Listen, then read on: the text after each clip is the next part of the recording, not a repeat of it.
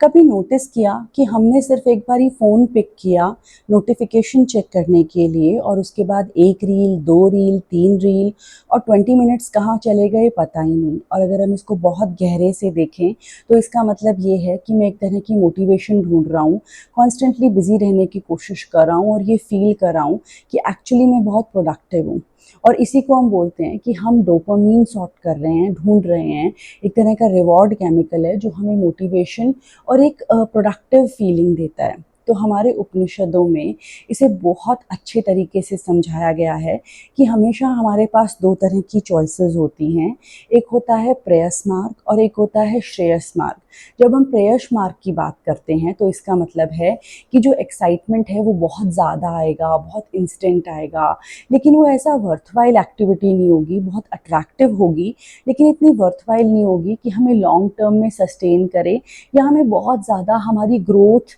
में हेल्प करे। और जो दूसरा चॉइस होता है वो होता है हमारा श्रेयस मार्ग, जो कि एकदम से शायद उस मोमेंट पे बहुत एक्साइटिंग ना लगे, लेकिन जब हम उस एक्टिविटी को करते हैं, उस पाथ के ऊपर चलते हैं, उस डिसिप्लिन पे चलते हैं, तो वो लॉन्ग टर्म में बहुत रिवॉर्डिंग होता है और हमारी ग्रोथ के लिए बहुत हेल्पफुल होता है और हमें बहुत अच्छा सस्टेनेबल मोटिवेशन भी देता है। तो अगर हम प्रेयस मार्ग बोलें तो प्रेयस मार्ग में हमारी चीज़ें होती हैं, जैसे कि हम इंस्टेंटली कोई ऑनलाइन शॉपिंग करें, या हम बहुत ज़्यादा सोशल मीडिया स्क्रॉल करें, या हम बहुत ज़्यादा लाइक्स को चेक करें, उनके पीछे भागें, उनको देखें कि हाँ ये कैसा है, या हम बहुत ज़्यादा सोशल मीडिया